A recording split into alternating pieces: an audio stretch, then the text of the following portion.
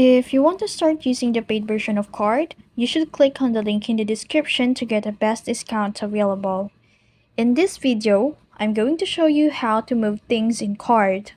Now, as you can see here, I already have an element on my containers.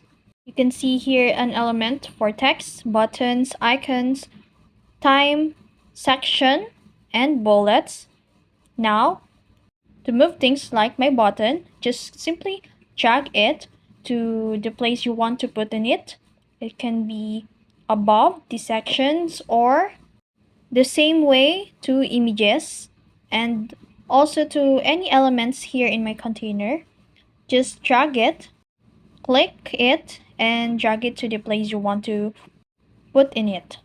And that's it. That's how you move things in Card. If you found this video helpful, don't forget to like, share, and subscribe to the YouTube channel.